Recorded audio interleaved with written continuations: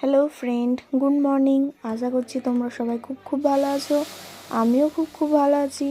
তো এতদিন ধরে ব্লগ ছাড়া হয়নি, তার জন্য তোমাদের কাছে সরি। তো এরপর থেকে প্রতিদিনই ব্লগ আসবে।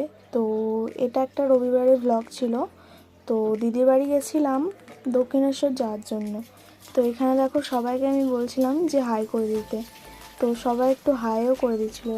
তো এটা দেখো আমার দিদি, ও একটু হাই করে দিচ্ছিলো।